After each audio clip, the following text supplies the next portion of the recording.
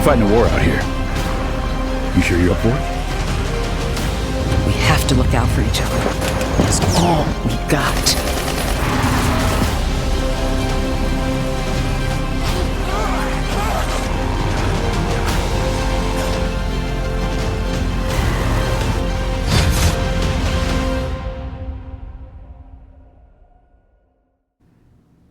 Hello everyone, and welcome back to another Ben Plays live stream, where we come on here every Friday night at 5 o'clock p.m. Pacific time, right here on twitch.tv/BenStudio. We play games, we have fun, and we hang out with you. I'm Kevin McAllister, Community Manager here at Ben Studio, and with me, a brand new face to the streaming room, Ian Mason, Senior Programmer. How are you doing? I'm doing good, Kevin. How are you? Good. I'm glad you joined us. I'm glad to be here finally. The very first time. For the last Breaking Down Days Gone stream. Yep, and it's the last Breaking Down Days Gone, so you've came in here with an impact. I hope so. Yeah. I really hope so. So, if you didn't know, it's been our Ben Studio 30th anniversary this whole year, where we've done multiple things, including Bend at Night, this Breaking Down Days Gone live stream series. We got to release new merchandise, including an awesome new Ben Studio poster and Days Gone design T-shirt that I'm wearing right now. And but we're nearing the end, and kind of to wrap it up is we're holding our very last episode for our Breaking Down Days Gone live stream series tonight. This is the finale. If you missed any of it, you can catch it all on youtube.com/BenStudio. This will be the 6th one, so we've really dove into kind of the design of the old sawmill, the layout, the tech of the Horde. We went into art and graphic design, to ambush camps and building kits and weather and terrain and environment art. We've covered a lot of different areas of Days Gone. And initially, it was supposed to be only about 4 episodes of this. And then people like Ian here, he's like, hey, this is pretty cool. I want to do it. And I'm like, yes, let's sign you up. And it just kind of lined up perfectly with our anniversary. And after this, Ben Studio's 30th anniversary is done. The big milestone year will be over. So on our social channels, you'll see it all go back to the normal Ben Studio logos. But it's been a good year. It's been a good year for those type of activations. We put in a lot of work behind the scenes. You all have. And yeah, 30 more is what they say. Really? Yeah. That's a lot. 30 more. I added that to my age, and now I'm a little concerned. Yeah, right? Yeah. Let's see, when Ben Studio was established, they were established 30 years ago. I'm 32, let's just say that. So. Oh. Yeah. Well, then you won't believe that I'm 30. Huh? Yeah, no, maybe. Yeah, I think when the studio was founded, it's funny when I came here, I said, yeah, I'm such and such age, and they were like, wait, did you work on Siphon Filter? And I was like, no, I was 5. Yeah, I know, right? When we were playing Siphon Filter here, when it got released on PlayStation Plus, and we're going through this, I'm like, man, I was 8 years old when this was released. Mm-hmm. Like, that's crazy. Mm-hmm. But also, if you didn't know or you missed it, episode 5 of Bend at Night is now out. It's on animation. It's a really good episode. It's actually our longest episode of the series. You see a little sneak peek at our Ben Studio mocap room, and that is out now on youtube.com/BenStudio. But let's go ahead and get into Ian, the star of the show here. Spotlight's on you tonight, all right? All right. So Ian, give us a little background about yourself. How long have you been here? What did you do on Days Gone? Did you do any other projects at Ben Studio prior to Days Gone? Sure, yeah. So I'm Ian Mason. I've been with the studio for now 9 years. I think I just did the math. It was like 9 years and 9 months. That's crazy. It's a long time. Really, I say it's a long time. It's felt like nothing. Yeah. It's crazy how fast it goes by. And I've done a lot at the studio. It's kind of hard to keep track. In fact, preparing for this episode, I had to look through everything I had done and there was quite a lot of it, and it was all varied. Yeah. But largely, what I worked on for Days Gone was the cover system, the climbing system. I was hired as an animation programmer kind of Okay. when I started, so I did a little bit of like IK work, and then various other things, player state machines. I did optimization towards launch like most engineers do. So I did some engine work towards the end. So I don't know, it's kind of hard. I like to bill myself now as sort of like a problem-seeking missile. If there's a problem in the game, I'll probably just go look at it. I like so it. yeah, I like that term. Can we just make that your official title? problem-seeking missile. Yeah. I'll take that. Yeah. And tonight, kind of, so if you're new to this kind of series, what we kind of explain it as, it's a virtual tour of Days Gone, but we're going to go to certain points on the map or certain missions. And what we're going to do is I'll be playing, and Ian's going to break it down for us. So we're at the mission right now. It's called No Starving Patriots. It's one of the very first missions that you play after you meet Copeland for the very first time. So you go to the radio tower, kind of go through that ambush camp, and then climb up the very tall ladder that we'll get into. Yep. And kind of with that, we're gonna take our time with that mission. We're gonna go over the climbing system, the cover system, and during that, we're also gonna show footage that's never been released publicly, and it's very early on. What did you say, like 2016? 2016-ish, Yeah. somewhere around there. So a lot of gray boxes. Deacon looks a little different. Yep. It's some like the more technical things that you'll see. It's really cool. And then we got a nice, really fun one to throw on at the end to wrap it all up. All right. So Ian, are you ready? Honestly, no, but we'll just go. That's usually my motto. Yeah. All right. So, and we are playing Days Gone on the PS5, and if you didn't know, Days Gone was game boosted on the PS5 back when the console launched, so you get up to 60 frames per second with dynamic 4K. That seems to skate by a lot of our community when it launched. So always make sure I reiterate that Yeah. because it plays really nicely on the PS5. It's so smooth on the It PS5. really is. And then chat, before we start, if you're a casual here, we kind of go back and forth a lot while we play our games. This type of show is more like informative. So with myself playing the game and kind of asking Ian questions, stuff like that, won't be as much back and forth, but that's okay because after this stream, next week we'll have Kat hosting because I will be at a work trip. So Kat will be in here, she'll be hosting. And then the week after that, we're going to do our community stream where we're going to play Fall Guys together. So a lot of really cool things coming up in the next couple weeks. But let's get breaking down Days Gone. The finale started. I am thirsty already. All right, here we go. So we're starting at Copeland's camp. We're going to head over to the radio tower right now, or what I called it before the stream, the tower place. Yeah, the tower place. Definitely pretty official. I'm just saying the 9 years really starts to get to you when you're like, where? I asked what the regions are called because I didn't even remember. Yep. So yeah, we're gonna go to the tower place. To me, that's infamous. I know exactly where that is Yep. because that. Oops. Ooh. And see, Get all the we're- tutorials too. and we're off to a great start with riding your bike. This is kind of my motto lately. I think the stream gets to me because at home I'm like, man, I'm a pro at this. Yeah. Mhm. And then I start riding on stream and I just crash into everything. You start shaking. Yeah.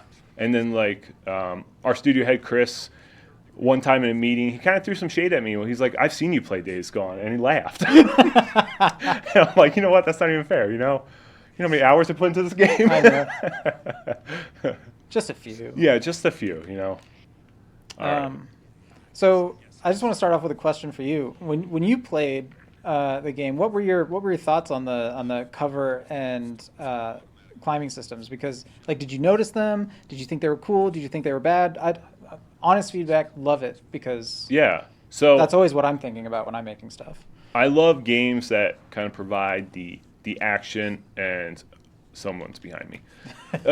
The action and the stealth. I've always really enjoyed the stealth in Days Gone and the cover kind of. I know those are two separate systems, but the cover I've I always noticed the hand embrace, which I know we're going to talk Yeah, about. we're going to talk about that. That little touch is always something that really just I enjoyed.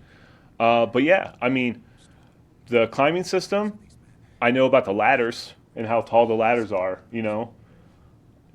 We'll get to the ladders.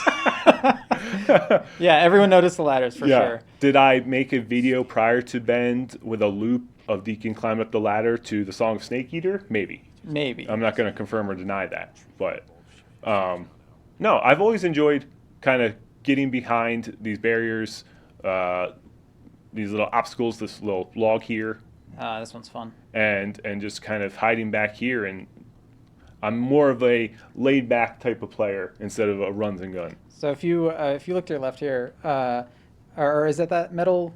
Sorry, to your right, the metal thing there. I used to look yeah. at the cover around that object like for a week straight. That would generate the weirdest cover. So I guess I'll start off by talking about the cover system.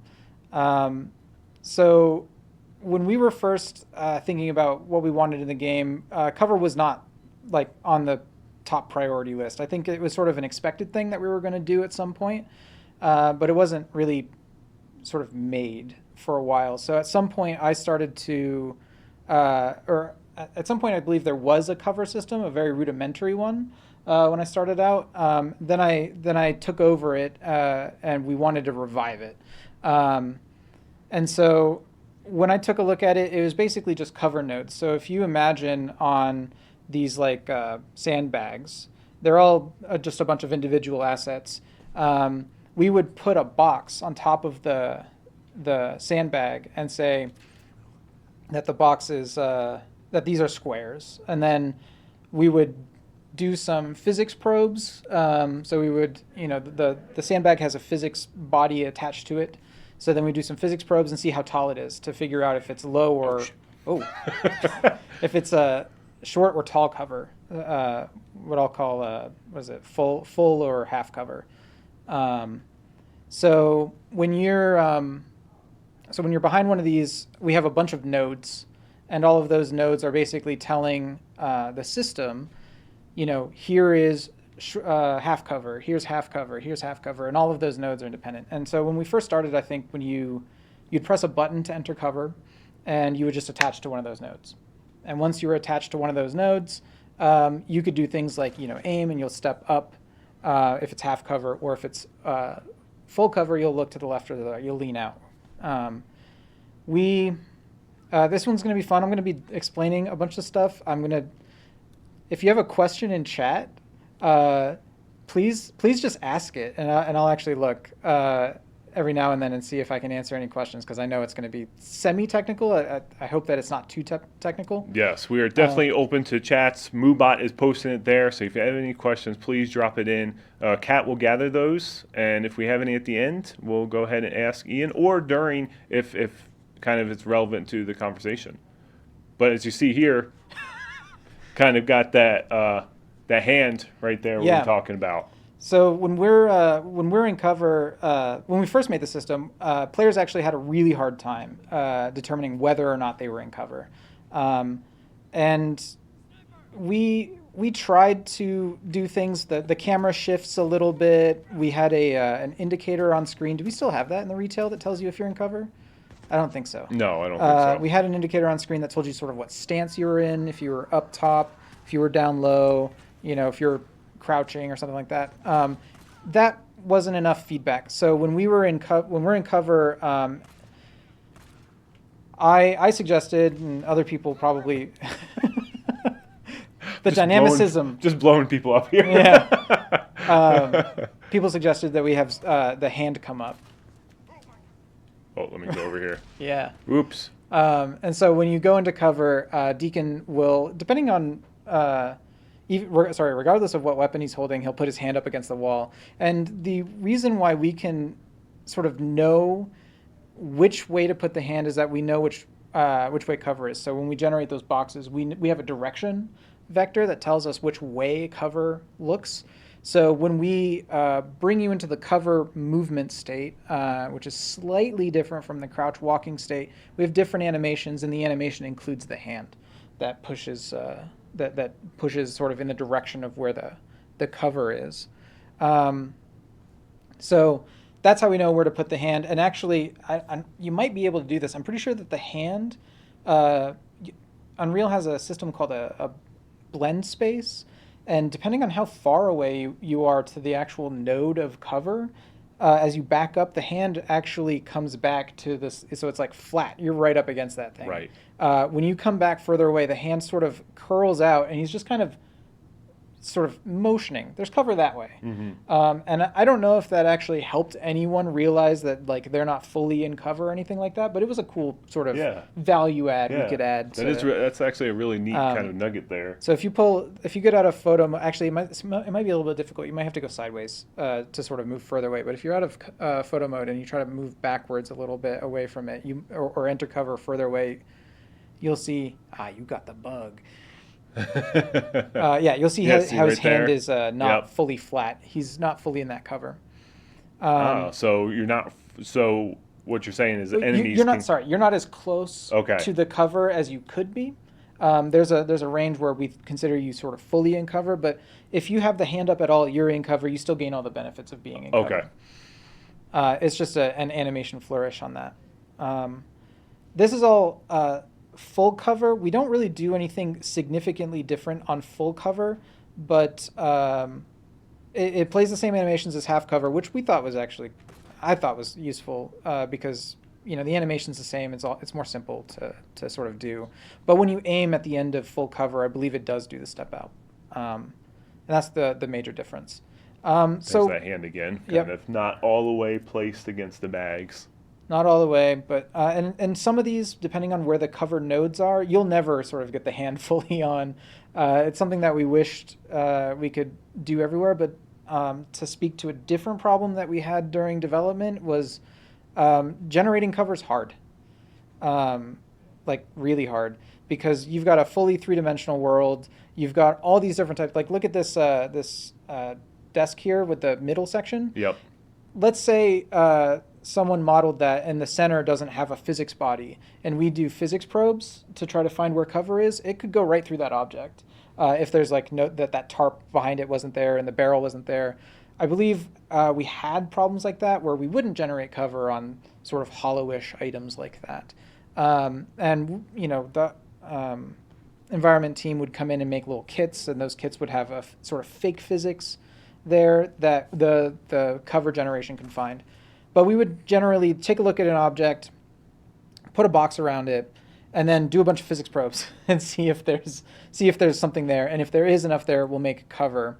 And then those cover nodes get linked together based on that. And then we actually have a post pass where after we generate all that cover, we look for if there's cover nearby and try to merge that all together into one sort of more contiguous cover. So all those sandbags with individual sort of instances over there to the right. Yeah.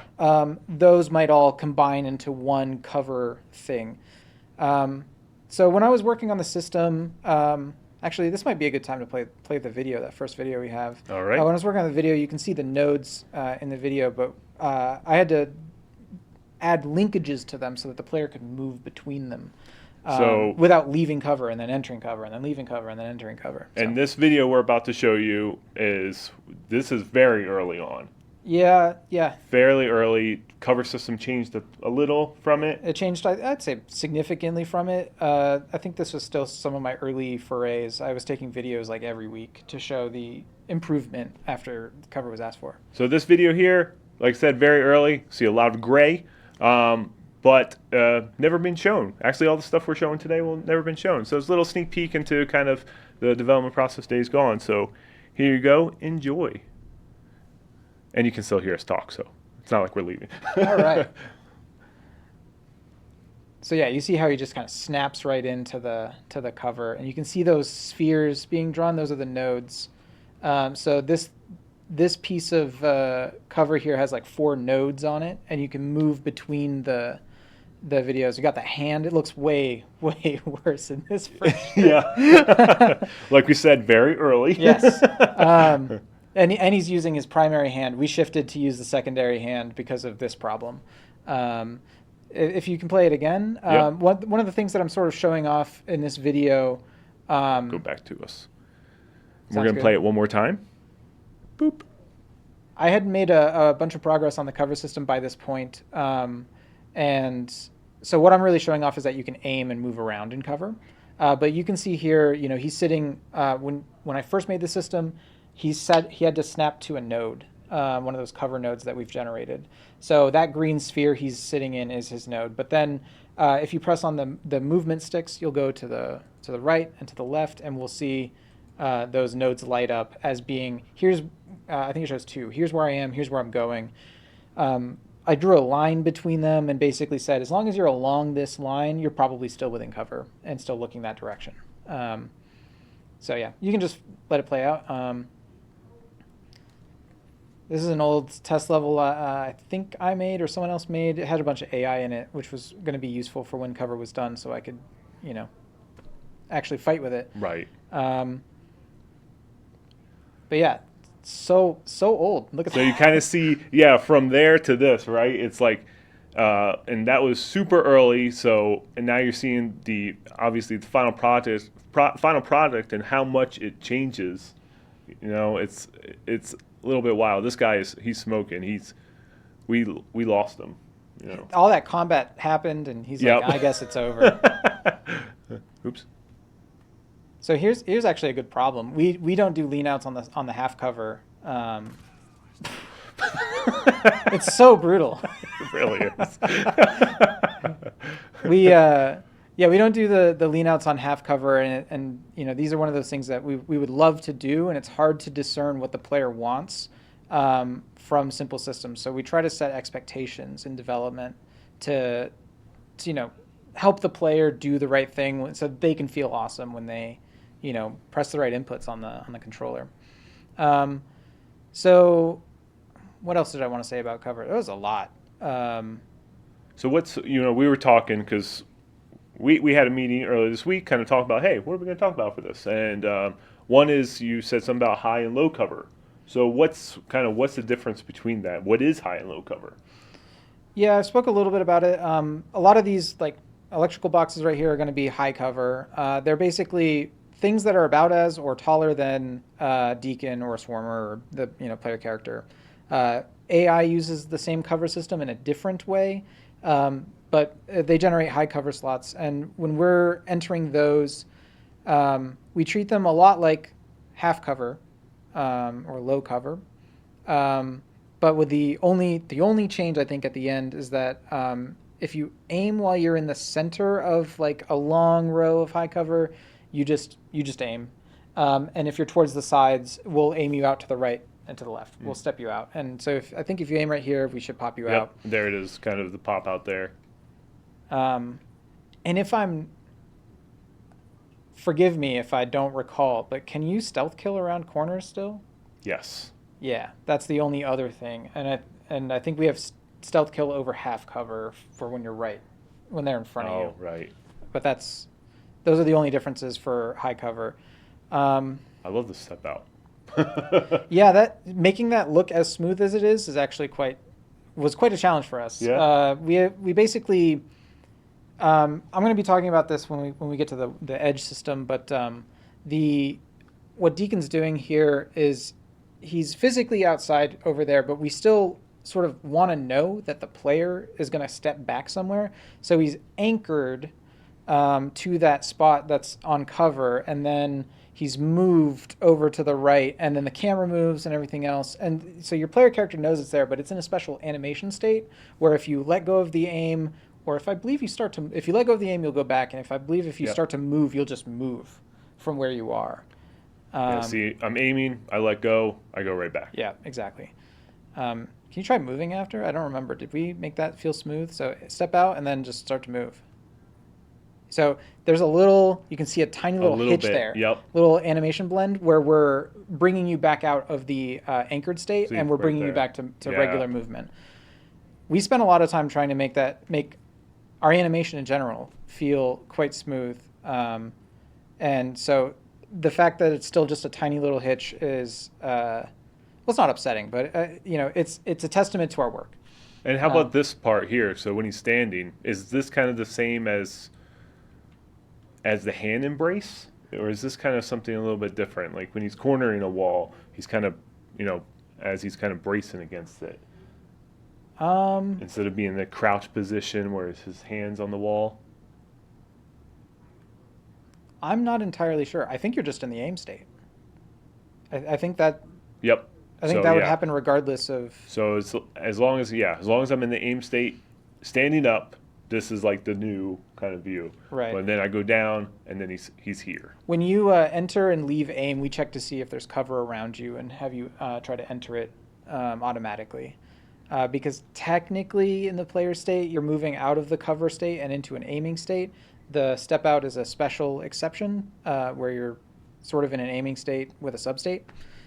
So which is the all step this out. system for this cover system from what we just showed there's quite a lot. Yes, there's tons. But very complicated. Mm-hmm.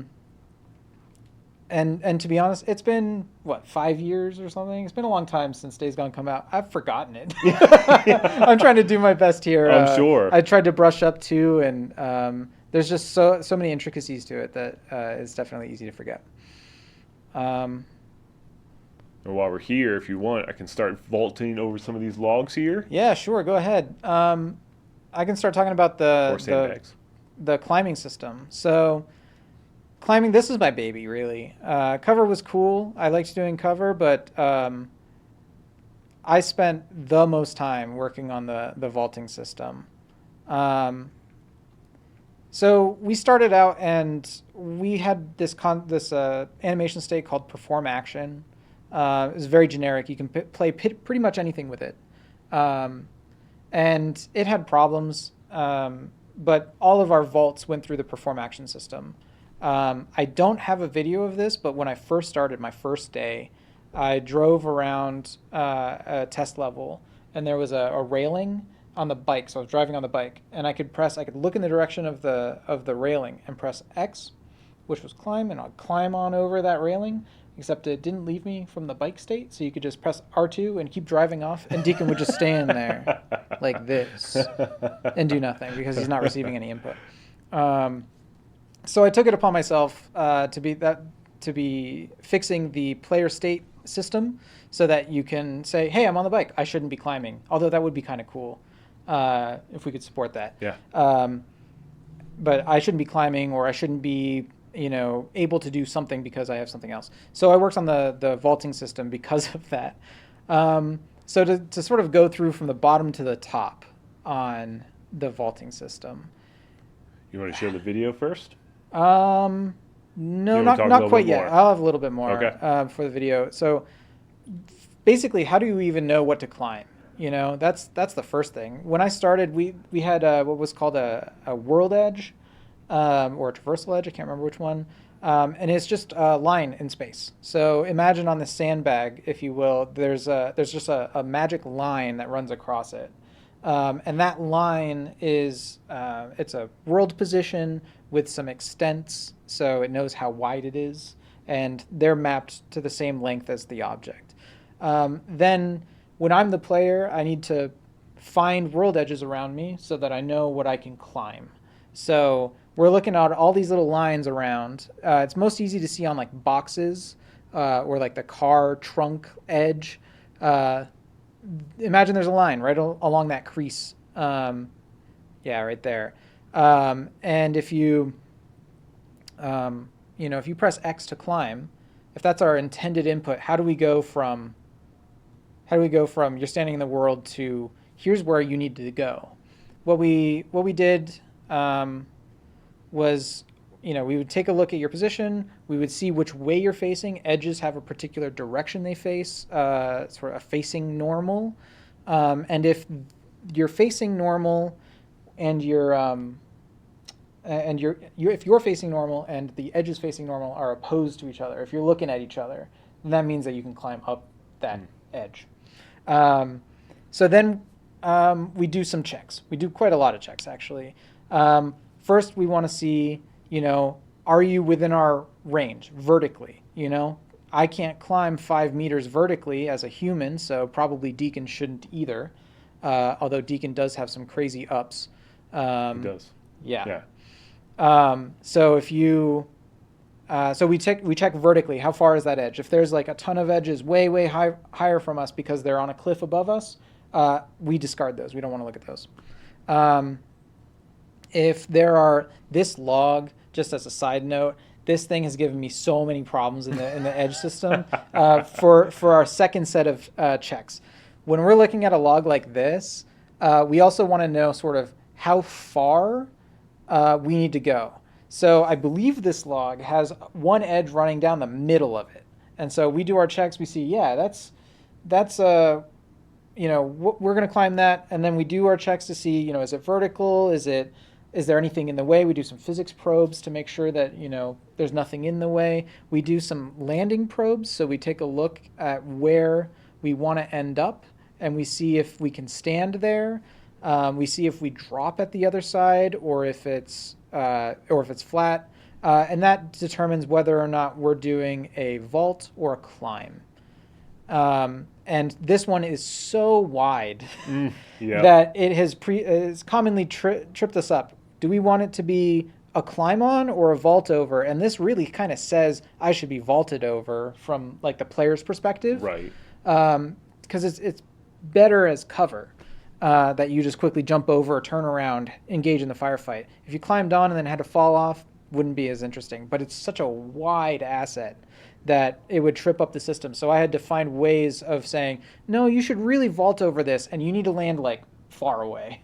You need to land on the other side. So we have animations then that we want to play. After we've done all of our tests to make sure that we can that we're going to be able to vault on this edge, that we're allowed to do that, that there's no physics in the way, that we're climbing, not vaulting. So we're trying to go up, not just end up at about the same height on the other side. Once we've done all of that, we have to select animations. And so we had it's kind of just a giant spreadsheet, really, of here's what Deacon looks like when he climbs half a meter. Here's what he looks like when he climbs a meter. Here's what he does when he climbs 1.5 meters, all the way up to about 2.5 meters. And I think the cutoff for being able to climb something is about 2.25 meters for Deacon and most AI. And this was actually something that was talked about in our latest Bend at Night episode because we had animation on. Yeah. And Mike was saying how it's really hard to kind of satisfy players' expectations in an open world game because you have to have these different animations depending on the player's movement, whether the player is coming from this angle or is coming from straight on, or they're trying to press X here instead of here. Yep. So all those little things are being thought about, and then to the player, we're not thinking about that, right? We're just like, oh, this guy can just jump over this. That's awesome. That's the hardest thing that we have sort of on the engineering side, right? Is like we have players moving through the world. They're trying to just do things that make sense to them. So how do we write the system such that the player goes, oh, that did exactly what I wanted it to do? Mm-hmm. And trying to suss out what the players really want to do with their inputs when, an input could look equally valid in one direction from another. So again, that's why it goes back to setting expectations. Yep. So I have all these invisible lines all the way around the world. Some assets don't have them. We can control. One of the benefits of having all these edges around is that we can control where you go. Some games don't actually do the little edges in the world. Maybe most, I don't know. But they don't do edges in the world. They just do all the same checks that I'm doing after I find an edge. And just choose animations and go. They have cool animations in other games that we don't have, like being able to vault over a long object and then end up on the other side. We wanted that for the cars. We didn't get that for the hood when you're going side to side. Yep. Sliding over the hood would be really cool. Yeah, it would be cool. We didn't quite get that because again, it's when does the player expect to slide over the hood as opposed to just climb up on top of it? Yep. Hard to determine. We could say maybe sprint. That would be a good first pass. Let's take a look at that, and we move forward from there. Right. So yeah, we decided to have all these edges in the world. We had lots of optimization problems after you have a ton of edges. At first, they were hand populated, which was a nightmare. Then we were able to put them onto these assets. So our environment art team will create these assets, and then they put edges on them in the model. And then when they get imported into the game, we can take those edges out and put them into the world. We call those static world edges, I think. So even environment art is helping with these invisible edge lines here. Yes. Now that can backfire on us too if they're on any object that looks like that and someone puts it in a place that allows someone to say go out of bounds in our game, then we have to have a method for turning those off. We have a manually populated box that we can put in the world that just says if an edge would show up here, don't. We would really like it to not be there. So we'll never even run into the problem. But after you have all those assets with edges everywhere in the world, then you have a lot of them, and we have to search through and find which edge the player should be using. And in just this area, 200, 300. Now, from a programmatic perspective, that's maybe not a huge number, but that's just like, I'm talking about that building there, here, and looking behind you. That's just one little area in this huge open world map. Almost one tile, and we have 9 tiles loaded-ish or something like that, and all those have edges, so we have to make sure that we're finding edges for where you are. You can use some spatial partitioning. I wrote a pretty poor implementation of that, but it did the job. That's all we needed. Thankfully, it's not a huge problem because we only start searching when you press the X button, or the cross button. Sorry, Sony. But when you press the button, we search for edges. And I don't know how much Mike went into it, but when you're far away, when we first implemented it, you press the button, and if you're just an inch shy of that distance check between you and the edge for being, okay, we can climb. If you're just an inch shy of it, wouldn't it really suck if it didn't climb because you're being chased by a horde? Right. So what I actually do is I sort of buffer the input. I press when the button is pressed, I basically check for a certain number of frames. I check for, I think, 4 or 5 frames. And I just go, hey, can you climb something yet? Hey, can you climb something yet? And I do that until the time sort of runs out. So that's how edges generally work. We have all these little invisible lines all throughout the world. You press the cross button. You do all these checks to see if they're vertical, if they're whatever. This is actually a great case. Here, the way that ladders work, I'll add that ladders were added quite late into the development cycle. And they all ladders? Just about, yeah. Yeah. For a long time, ladders were sort of in the game, but we really didn't utilize them, and players had an expectation that they should be able to use them. So question for that. So if these ladders were implemented late into the game, so like this mission that requires you to climb this ladder to get up there, was this a mission? Sorry, what I mean by that is that this asset was here, and the ladder was here, and then the system for climbing the ladder didn't exist. This mission was added after ladders were added. I looked, and it was, I think, in about 2016 that we got the ladder system implemented to start. But I don't think that mission existed until, or you didn't have to climb up this thing. Snake eater. Which might have which might have been better because this is the worst thing in the world. Everyone who's played Days Gone knows that this ladder climb is just excruciating, right? So Ian, why is this so long? Explain. Asset was made. It was already really tall. I think we liked that it was really high up. I don't want to speak about things that I don't fully understand. I'm going to feel bad doing that. But, we've had this beautiful vista up here. It looks gorgeous. We added the ladder system, and as part of that, we put one of those little tiny invisible edges on every single rung of the ladder. And in order to climb up, you have to go through every single rung to get up to the top. I'm not really answering your question, am I? Why is it here? Yes. Why is it so long? I don't know if I can answer that for you. I don't think I have a good answer for it. I think it would involve other people for me to answer, unfortunately. What I will say, though, is that once it was added, this mission, and it was so long, and we play tested it, we went, oh man, this sort of this sort of sucks. It's really, really long. So I think our solution wasn't shorten the ladder or speed up the climb. It was, let's just add some audio so that the player's not entirely bored while they climb up and down for 40 seconds or whatever. I mean, I feel like he's pretty quick going up and down. So yeah, he actually moves up and down ladders compared to a human quite fast. Right.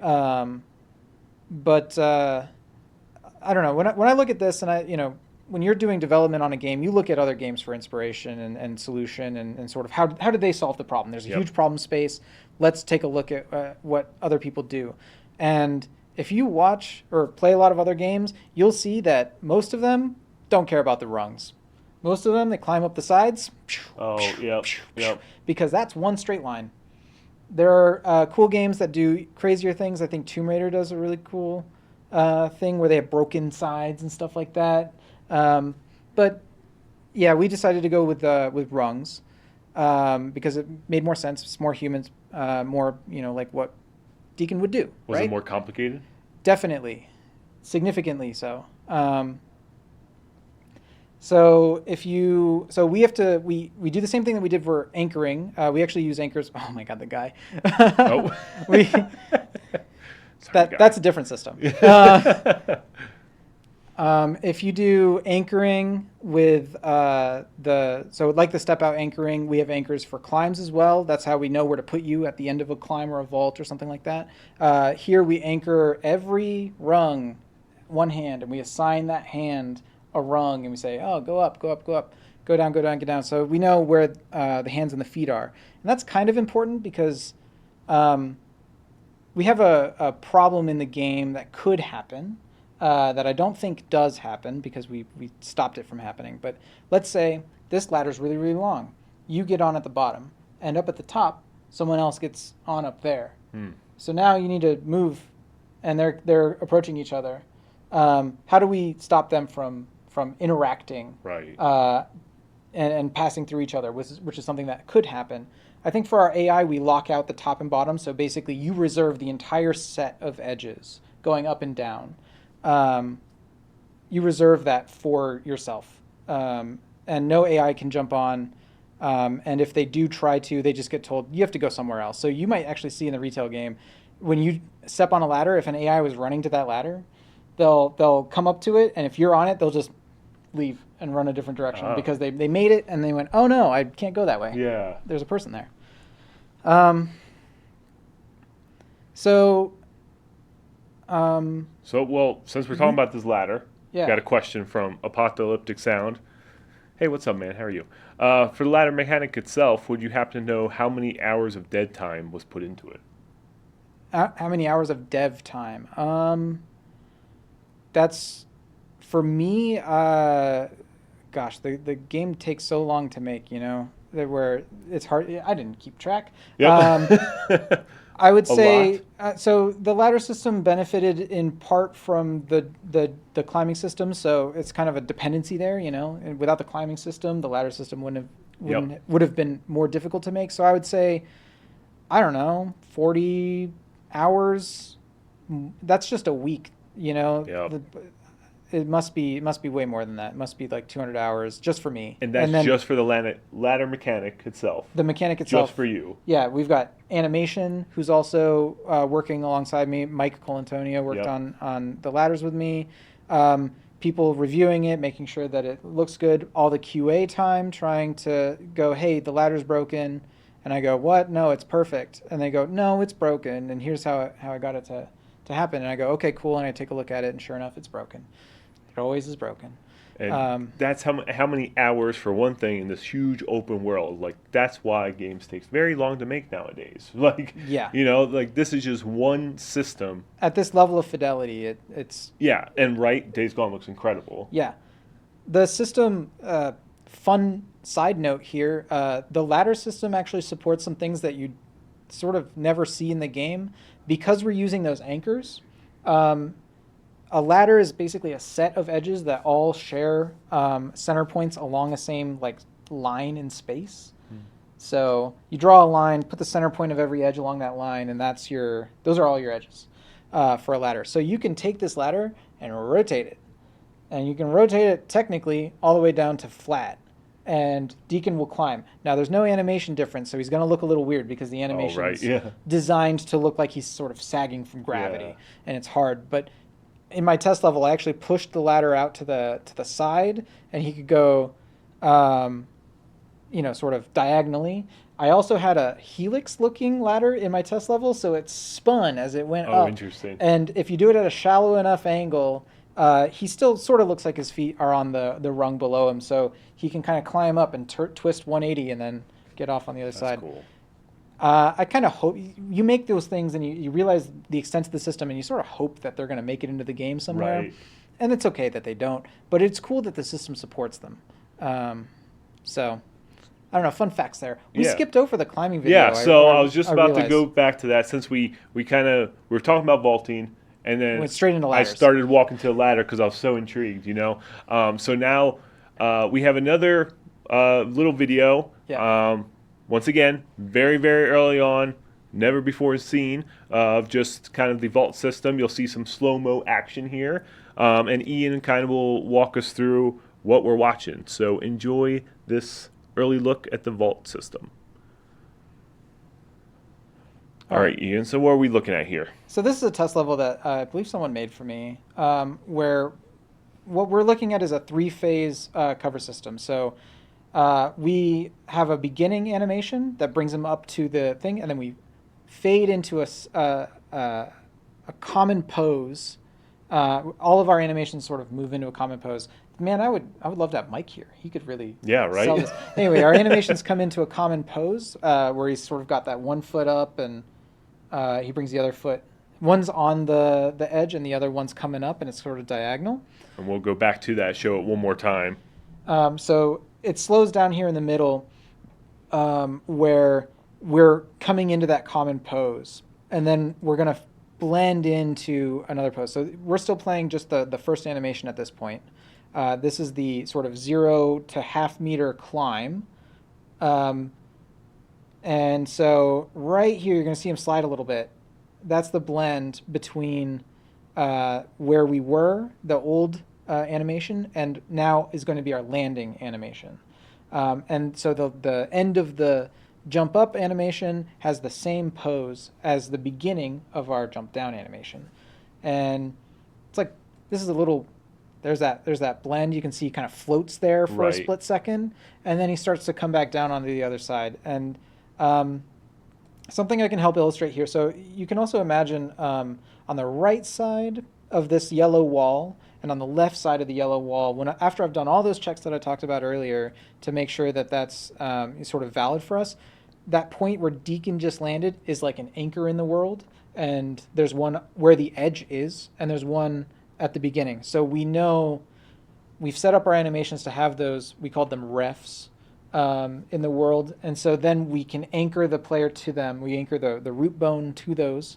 He climbs up to that edge point, and then off onto the other side. And so that's where we know where he lands. And so if we go in full speed on the other side, you can see that at full speed, you kind of don't even really notice that blend in the middle there. That same floating that you saw in super slow-mo is there, but not really visible. Yeah. We do something called stretch and squish too. I don't know, did Mike mention that? No, he didn't mention those. So words. when we're going between, because we put the anchors in the world and we've authored the animation to be 1/2 a meter up and 1/2 a meter down, let's say you're going to 0.35 of a meter down. We're going to squish that animation because there's going to be a little bit of blend time. And we know where that squish happens. That's the common pose. Good job. So we know where that squish is going to happen, and we do that while he's not attached to the wall, where his hand and his foot aren't really attached to anything anymore. That's when we're allowed to stretch and squish the animation. But when that becomes too egregious, when it's super, super big, we just choose another animation that's more authored and stretch and squish that one. And so then we keep doing that all the way up until we're at our max extents, which was 1/2 a meter to 2.5 meters, as I said. And so we stretch and squish on that last 1/4 meter for 2.5 meters. Interesting. Even in chat, it's like interesting that it wasn't one full animation. Yeah. again, other games might do interesting things. I think they've had this cut in the middle too. We have two halves, so it's 2-part system. We come up and then we come back down. The climb is also coming from that same pose. He just kind of jumps up to standing. Right. And we also have a special case for if you're jumping over something into a fall, we will we bring you into a different pose. So instead of the landing animation, we bring him down into the beginning of his fall animation instead. And then we let go of, there's no anchor there. We just let go of him at the end and he keeps his velocity. Well, you know, you've talked for a good almost 50 minutes about the climbing and cover system, which was kind of the goal. So you're killing it. I can talk about so many more things. I do wish, you know, we had some other videos to show too. Wish I got some of those. So the thing is, this is the, you know, it's like hindsight, right? Right. You only take so many videos during development because you need to show it off at that point in time. Yep. So for a lot of things, we were working very iteratively with our pod members. So most of what we were showing off was literally just turning around, tapping them on the shoulder and saying, hey, check this out. Look what I just got working. It's for when it was more of a wide information blast, did anything get recorded. And so while there's plenty of recorded material of early gameplay, trying to talk specifically about like the technical aspects of what we're doing, even with a debug enabled, is difficult to try to parse out of that larger video.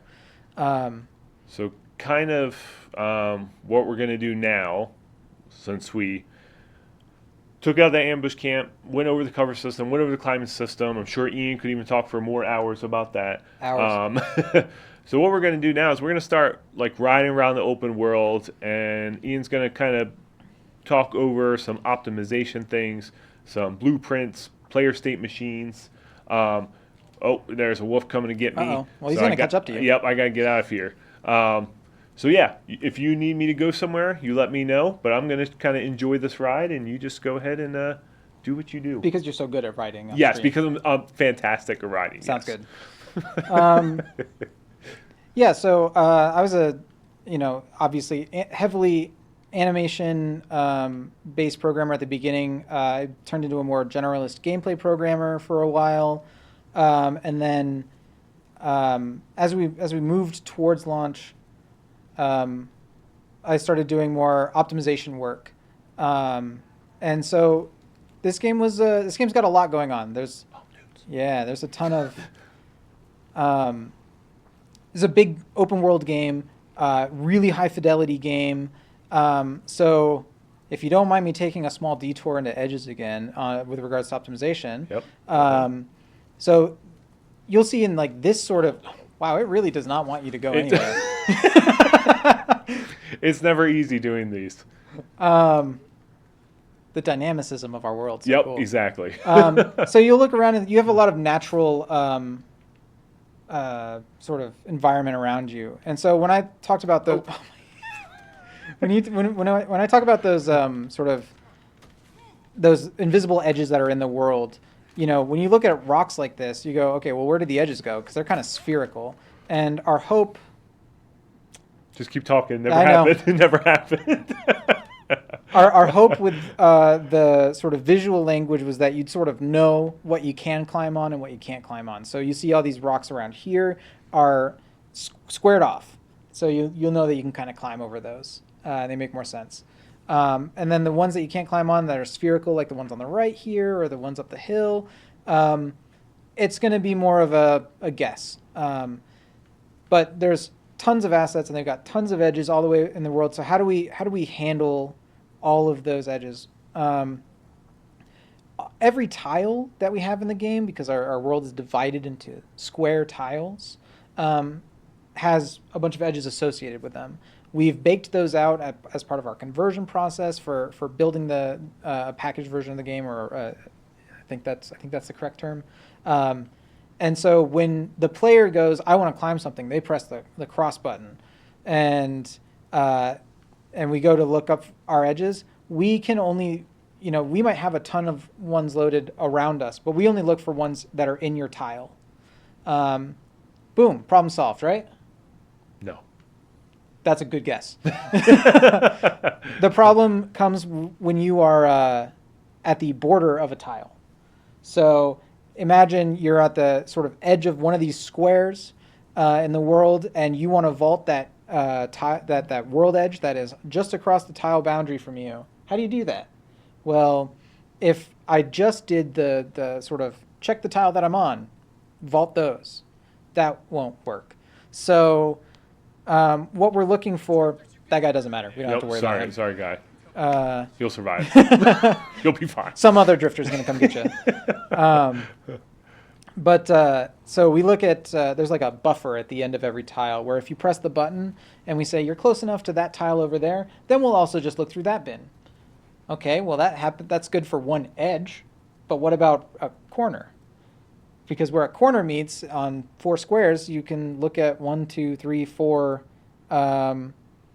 different tiles. So that's where you get the sort of most expensive search calls for world edges. Is you go, all right, I'm going to look through mine over here. Okay, let's collect all those edges. We might climb those if they're valid. All right, look at that tile. Look at that tile. Look at that tile. There's better ways to do this, but what I wrote at that time, being a more junior engineer, was sufficient to bring the cost down from looking through like 10,000 edges down to 500, which is way better for a PS4, PS4 Pro to handle, come Days Gone release. So, and this is something we talked about earlier in the week, the optimization versus cost of like, there's things we want to do, but they're kind of too expensive, over budget, and we can't actually get into the game. So we have to, well, what's the next best thing, right? I'm going to address a question. Did you guys use mocap? Egolith asked a question. What's up? Did you guys use mocap for the vaulting animations or use more of a keyframe based animation or something else? Very largely mocap. Good question. I believe this was answered in the last stream, right? Yep. Very largely mocap. Our great animation, our animators would go through and clean up mocap. Mocap's very noisy to start out with, and it doesn't do all the things you want it to do. So for our vaulting and climbing animations, we would take the mocap, clean it up, and then our animators would take an offset and apply it's one of our bones, a ref bone, and they would go put that in the animation where it should be. Fun, small technical thing about that, those ref nodes, because they're animated from a parent, from a root node, they're not perfectly stable because of how floating point numbers work. So they kind of wiggle a little bit, just a tiny, tiny bit, like a really, really small amount. So we had some precision issues sometimes where the refs would wiggle and you'd see the player wiggling as they're starting to climb something. And you're like, okay, well, what's that? We have to try to figure it out. So yeah, optimization. How did you handle loading between tile transfers? That's a sort of large generic question. I would say that for edges at least, because that's the main thing that I had to deal with regard to tile-based streaming. Basically, when the tile loads in, we add all of the edges to the world. I think it's all in one big blast. I don't even think we time sliced that. I don't think we did it over multiple frames. I think we just dumped all the edges and hoped that wouldn't take too long on a frame where a tile came in. That's all I had to worry about. And then when a tile streams out, all the edges get removed from the manager, so we're not searching for them. Oh, so close. I had it lined up and everything.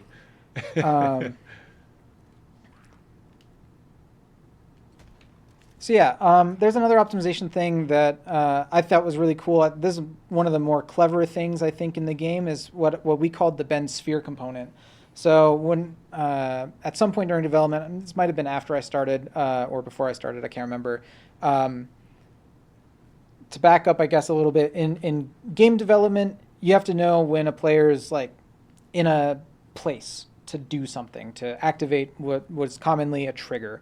So you create a trigger box and you set the player up to have a particular like physics flag, which the trigger box is listening for. And then when you walk into it, it fires a little callback, and we know that you just walked into that box.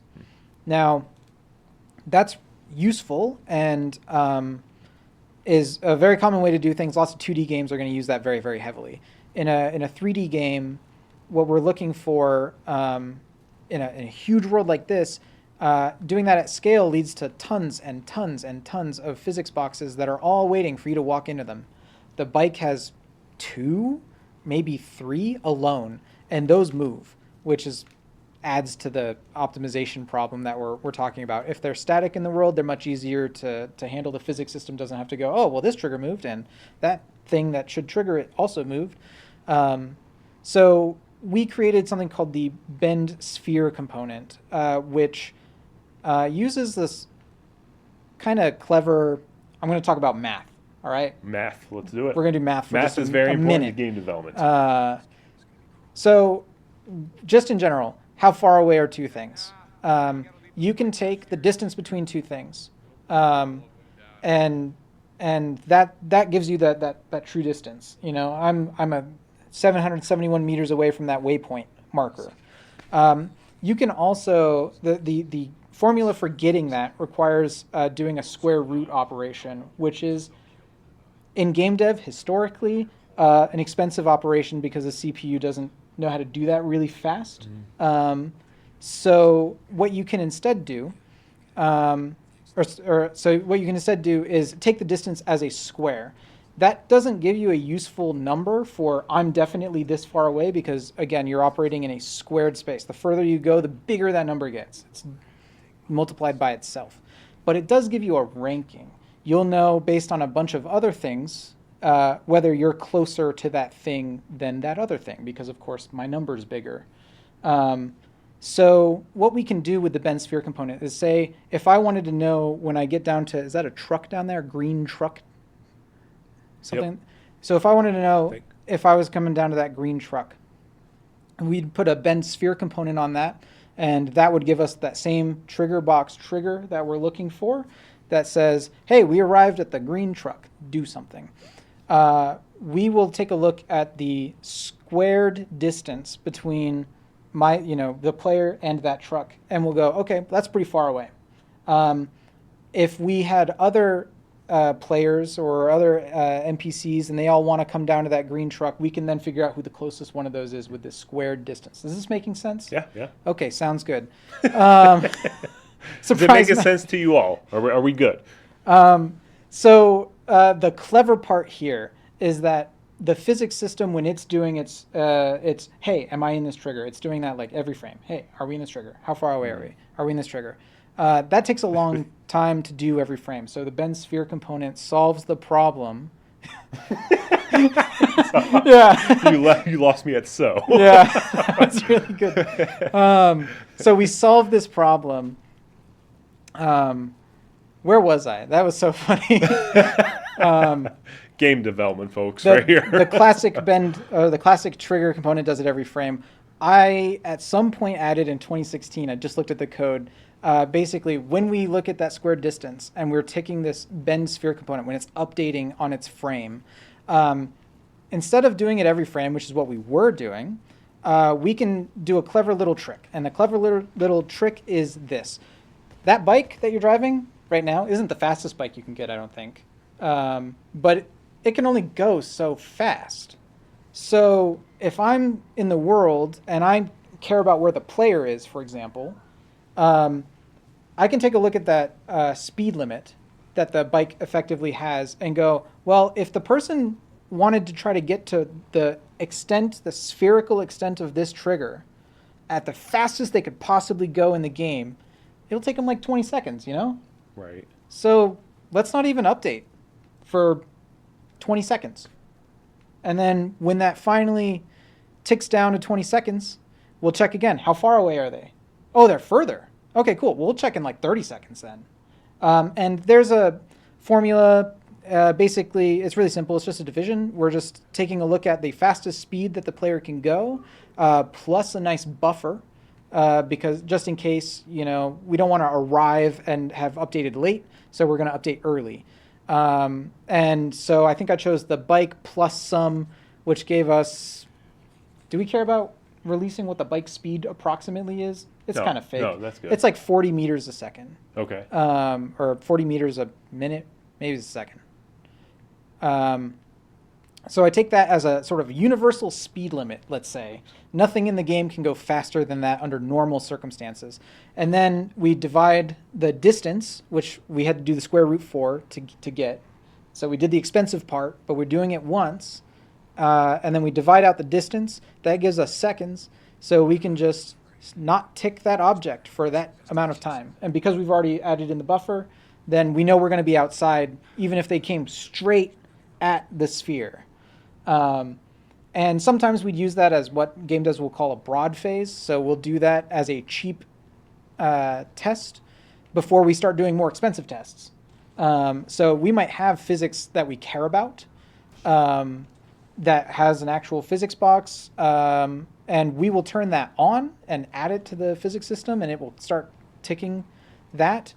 After we've done the whole spherical thing that didn't update for 40 seconds. So in this scene alone, there might be tons of bent sphere components that are all independently updating, going, will anyone come close to me? No, they're only 5 seconds away. Okay, I'll tick later. Interesting. I thought that was a really clever thing. There's one sort of major problem, which is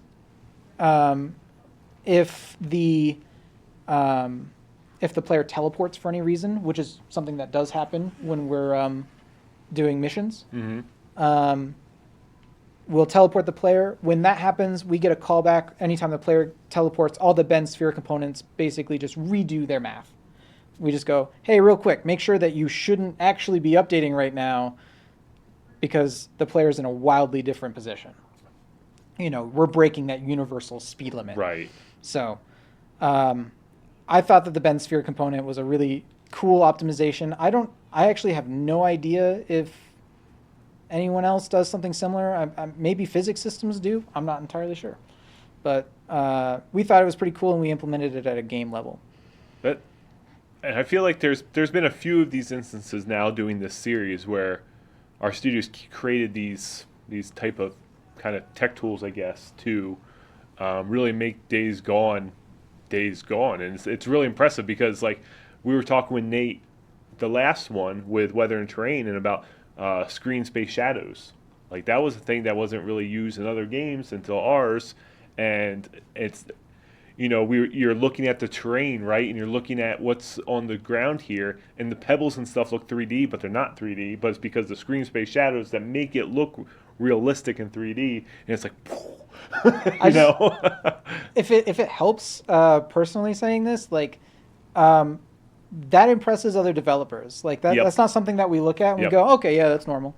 We take a look at that and we see someone present that and we're like, how did they even do this? Yeah. That's so impressive. Wow, that's so cool. The texture quality in this game, especially on the PS5, going into photo mode and staring at a tiny patch of ground in this game is shockingly detailed in a way that it sort of shouldn't be. But it is, and it's really quite good. And that's there on the PS4. Like, you can do that. Yeah. I've been talking for a while. You guys tired of my voice yet? I am. You gave us a lot of awesome information, right? Did we all understand it? Maybe. Maybe, right? I barely understand it anymore. But the good thing is, if, anyone wants homework, you can watch it back. You can rewatch it on YouTube. It's always going to live there. But kind of, do you think you hit the notes we wanted to talk about for the open world?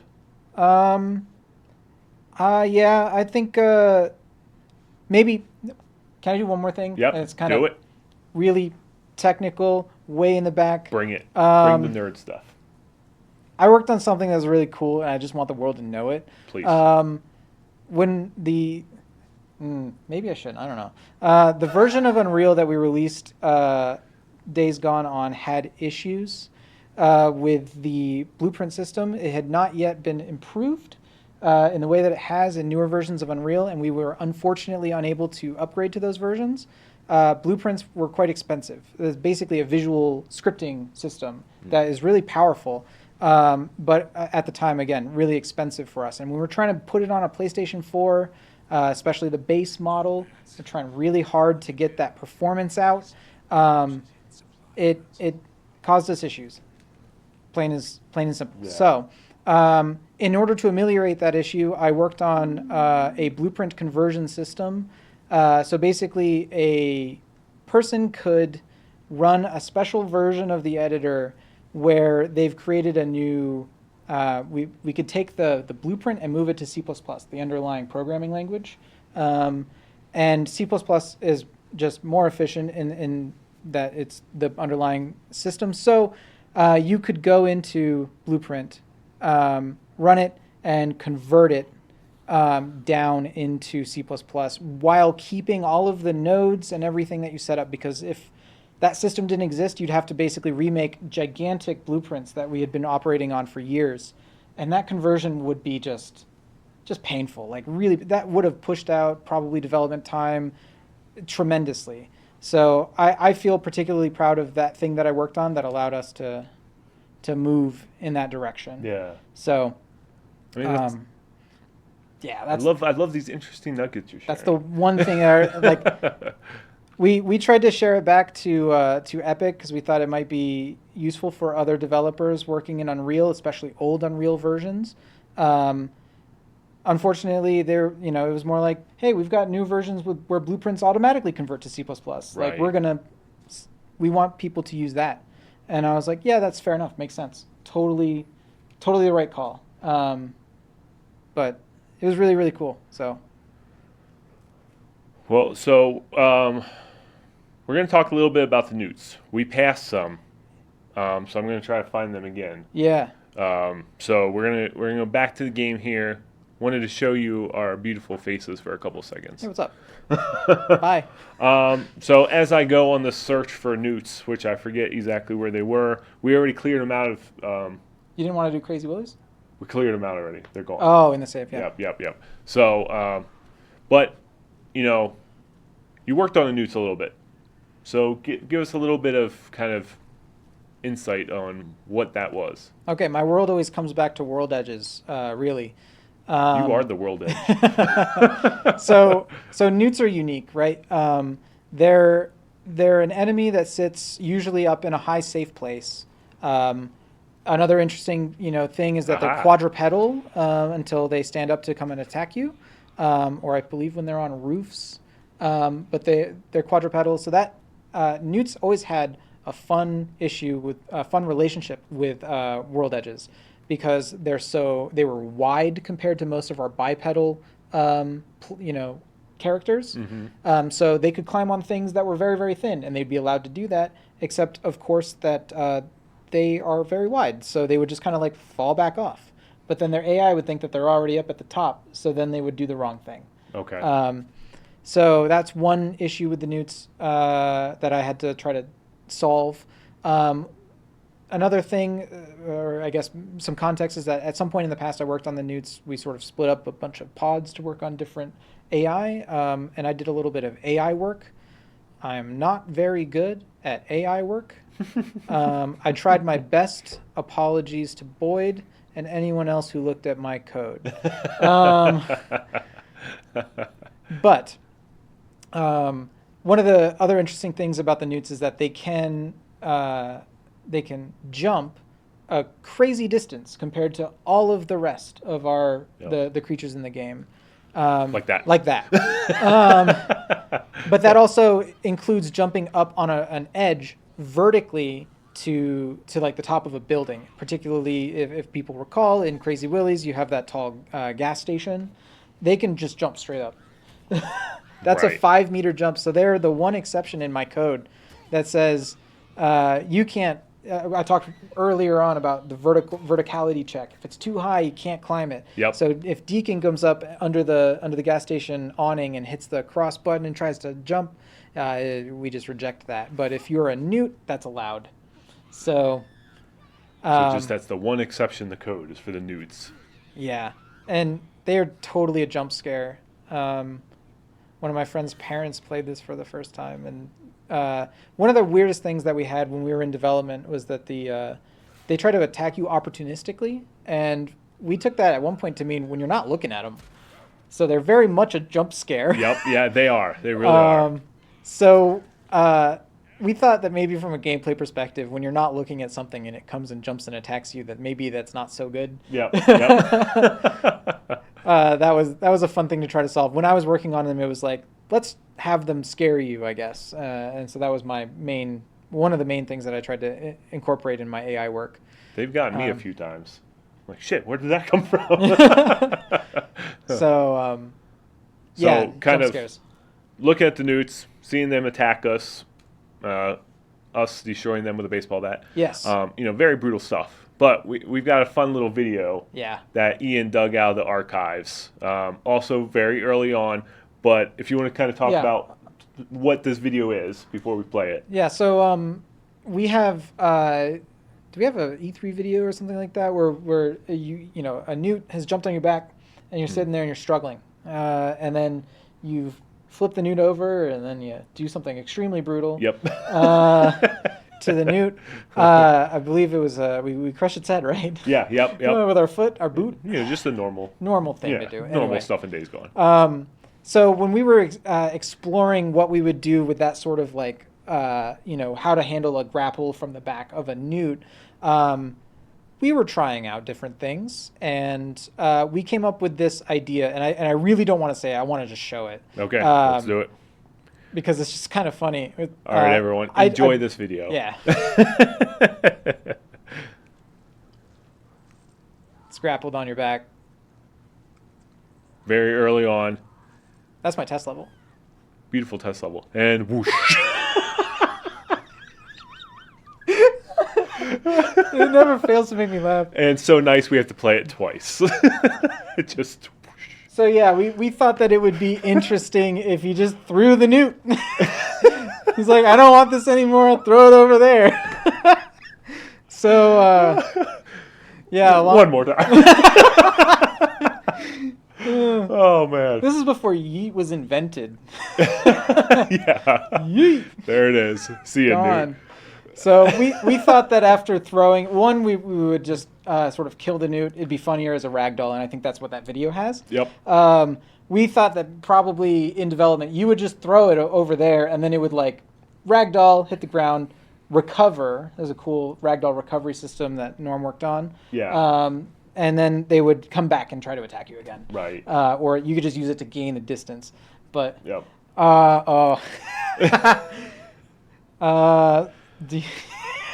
We do. We do have it. Is it even remotely close to being able to be played? If you want to talk a little bit, I might be able to pull it up. I can vamp. I can probably vamp. Anyone want to go back into math? No, I'm kidding. No, I'm kidding. I'll talk about the Horde for real quick. So back when we were in development, another thing that we missed on implementation that we changed, I worked on a sort of goal-oriented horde. So you could basically, I set up a horde in a test level, and I gave the horde as an entity needs, and those needs were to drink, to eat, and to sleep. That's, you can empathize with that, right? Yep. Probably sleep right now. Yeah. That's how I feel. Yeah. Oh yeah, definitely tired. So they would have points in the world where you could do those things. So you can go to a river and you'll drink. You can go to, I believe it was one of those mass burial grounds, and they would eat. And then they could go back to a cave and sleep. I implemented something like that. I sort of, unfortunately, we didn't go forward with that. I believe design wanted more control over where the horde was. The dynamicism raises questions. What if a horde walks up to an encampment? How does that work? Will they just like slowly shoot down the horde? And I think that technically works. I think that's technically possible. An encampment and a horde can get close enough that they'll start shooting. One will shoot at the other, and the other will just kind of run up against the wall. Maybe they move away from each other at this point. I don't remember. Right. But I wanted the dynamicism in it. It's always a question, though. I think that it just ended up being unworkable and kind of too late to really get into the game. But yeah, there, I So, vamped. That dude, perfect. So we have another video. I had to mute the song part to it. We must do that. But another great video. We're trying to end Breaking Down Days Gone series with a bang, right? Yeah. Or with a spin, for that matter. So I can add a little bit of context to this. yes, go ahead, please. When we were first developing the newts, we had the sort of concept that they were going to be, I'll say this correctly, they were going to be mischievous, maybe curious even, and sort of the smarter of all of the, they stand on top of the roof to avoid being attacked. They're pretty smart already. Yep. But that was the idea, was that they would be very smart. So with that intelligence, they would be interested in things that swarmers aren't, but things that we might actually sort of kind of relate to almost. So we put, I don't remember exactly who put this together. Maybe someone could put it in the chat. But we had a funny little thing that you could encounter in the world. Here it is. And here we go. And it's a newt constantly spinning on the AC fan there. AC fan, yeah. Now, for context, it is a lot better with the music that plays behind it. Much better. I think this is actually the earliest video that we have. The UI on it is so old. Yeah, now. yeah. So you can see there. Look at the bike. Yeah, it was either Eric or Mitch. Yeah, kind of Deacon. It's definitely a very early old video there. You can still see that's Crazy Willie's. Yep, it's still Crazy Willie's. Yeah, but there you go. There's another one. See if we can play it one more time here. There it is. So you got two amazing newt videos tonight. You never got anywhere else. If you want to reconstruct this for your own personal entertainment, the song starts with "You Spin." Yep. Actually, the song probably doesn't start with that, but you get the point. All right, so we've shown a couple, about 4 early videos now. 2 funny ones, 2 more serious ones. Mm-hmm. And as we're kind of winding it down, it's getting closer to 6:30. We do have some additional questions that I have to ask Ian. Sounds good. But we're going to kind of end our last talking point on a horde. And I just picked a random horde. It's the Iron Butte horde. But kind of, just kind of go through what you had a part in this or any additional insight that you think they would like. Sounds good. You're welcome. I think the problem here is that I use this as vamp. So like these mass burials to the right, you can see is where like they would maybe eat food, and maybe it's where they do here. I don't know. But yeah, this is my vamp for sure. I really liked this mission. Now we can just show them what you were talking about. I honestly had no idea what you were talking about because I was so busy trying to find the file. No worries. When this level was put together, maybe I'll just do like dev feedback. Do it. Right here. When this level was put together, this little like POI within a larger open world area, and I think this is a mission, right? Yep, it's one of the last endgame missions. This is one of the most fun horde missions, and we really should have done this a lot earlier, in my opinion. And in a lot of developers' opinion, this is just such a fun fight with your the weapons you've got up until this point. We've put so many environmental things around. You can set up traps early here. You can prepare a route through here because they're just sitting in that pit until you get started. All the gas trucks are around. People had so much fun coming through here. And just basically annihilating this horde. Yeah, no, it's so fun. This initial, almost everyone does this initial like valley ravine run, right? Yeah, everyone, right? So cool. Let's just take out a horde for the fun of it. Has anyone talked about the smoke and mirrors we've done at the front of the horde? I think Ron touched on it on our first Breaking Down Days Gone, so feel free to kind of bring it back up again. So this is not me. I'm just going to say that right to start. But we have this. So every NPC you have in the world is expensive, right? Each one has to figure out what they want to do for the AI. They have to animate, they have to render, they have to do other things that, I don't know. They have a movement component that's physics. So everything like that takes a lot. The hordes are a technical marvel. But one of the biggest problems that we had for the hordes is that because they're not all full pawns, entities that can run around, they're kind of just like a physics object in a way. I think it'd be one way of saying. Ooh, yeah, that was a bit close. I was too close. I was doing so well. when they come up and touch you, they do damage to you. But that doesn't really sell the illusion that that's like a lot of swarmers actually back there. So we have a special set of swarmers that are separated out from our sort of population limits. And they're reserved exclusively to be used in the horde. So we take the front, like, I don't know, 6 or something like that, swarmers closest to you, and we swap out, we take that body that's rendering there, and we possess it, kind of, with an AI and a full swarmer.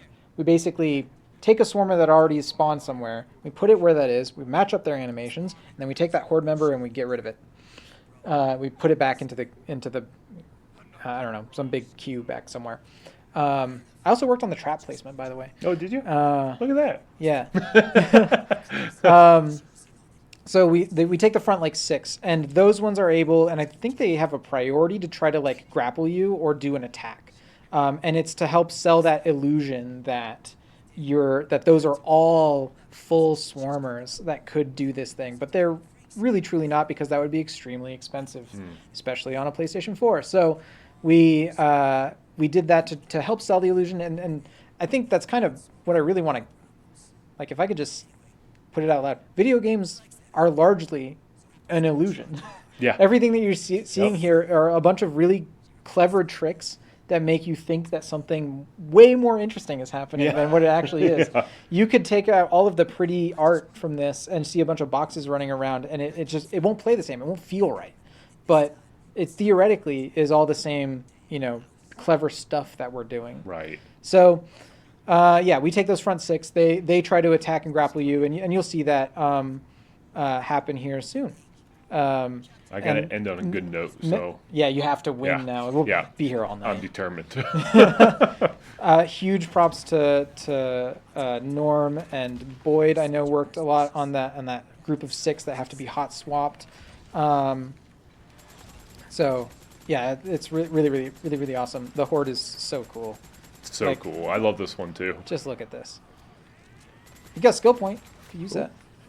See, that one smacked you. Yep. That is a real swarmer. And so when we're doing that closest 6, that's like real time. So as these all move and they're all swarming like a fluid, we're finding the closest 6 and trying to make. I don't know if it's 6, but we're finding the closest ones and doing that hot swap. So yeah, it's pretty cool. I don't know. Am I the only one repping programming out here? Yes. I think you were the first one on the series to do that. Dang, we need more engineers out here. I know it's the finale, but like, there are so many things we can talk about in maybe this there'll game. be like a season 2. Why not, right? Maybe.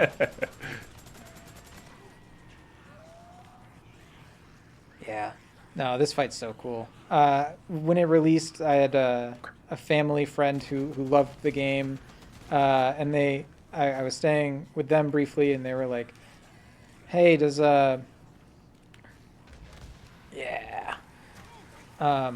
hey, I'm having trouble with a horde. Like, can you help me out?" And I showed up and I just demolished it. And they were like, "How are you so good at the game?" And I was like, "I've worked on it for 4 or 5 years or whatever it was." So it was pretty crazy. I think there was one point before I joined Ben, I took out the horde in like a stupid amount of time, like 30 seconds or something. It was something super fast. And then when I got hired here, Paul, our QA manager, he's like, "That wasn't really that fast." I'm like, "Whatever, man. Can I just have that?" Yeah, totally. That wasn't that fast. So we had to end that on a good note. I had to justify myself for blowing myself up. But I got that now. So I'm going to get to some of the questions here that we have for you. I think we've kind of answered some of them already. But go back through them. From RN Barron. What's up, RN Barron? How are you? How much of Sam Witwer's real-life movements influenced the in-game character? And this, I know, is probably more of an animation question. Yeah. But I would say some. I know that we did take mocap from Sam Witwer. All of the mission sort of cinematics were done by him. But some of those things we used early on to, we already had the mocap for it. I think this would be a good question for Mike and other animators. I think some we definitely tried to keep some of that gait and movement that he had in his cinematics in the gameplay. And animation. he even says in the last episode of Bend at Night where Deacon they always try to make him scrappy, right? So like sometimes his animations and movements were a little too clean. So he said let's make him scrappier, and that's kind of like a word that's used a lot with Deacon, just because almost like a MacGyver of the post-apocalyptic world where he's grabbing all these different weapons, putting it together. So it's animation. It's learning who that character is for our animators to be able to animate them that feels realistic and feels true to the character. Right.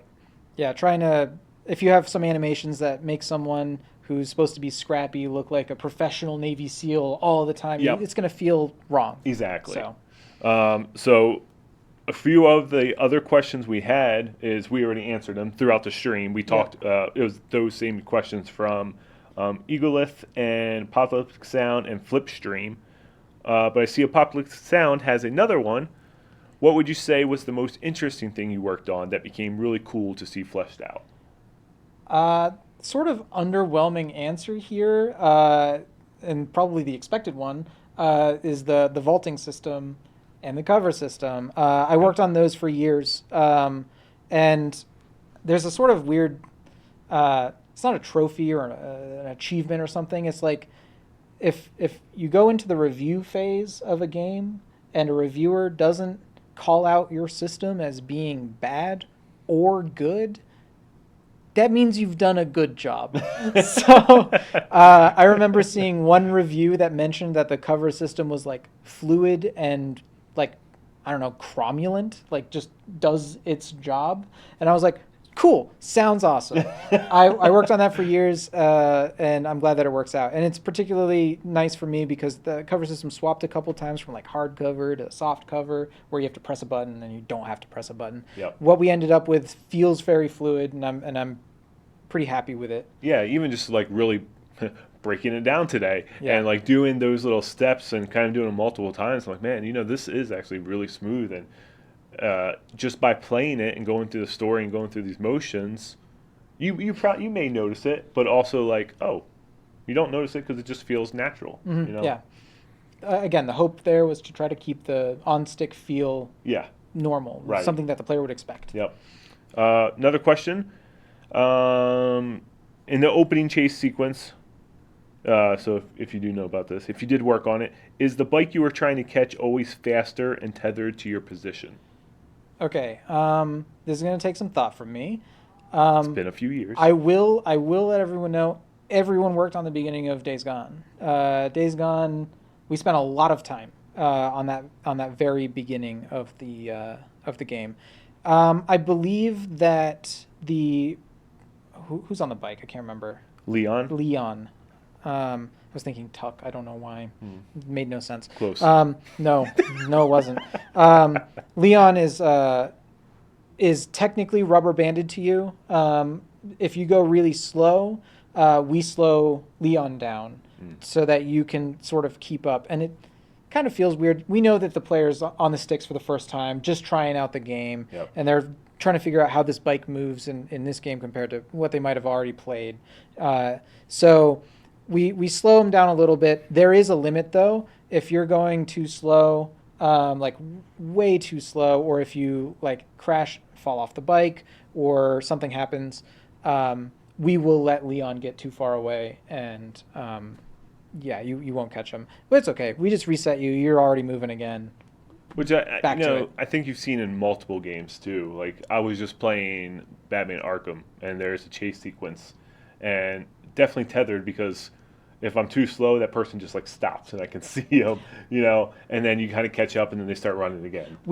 I think we let Leon go pretty far ahead of you, but we slow him down right at the end, if I recall.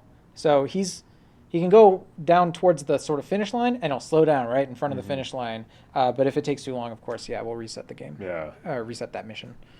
So yeah, it's a little bit different. Yeah. Not quite a rubber band, but kind of a rubber band. Right.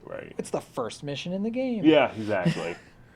Iron Baron, more of a creative decision there with the title of pretty much any game, honestly, and how it kind of reflects the story, how it reflects the tone, and just the overall game itself. So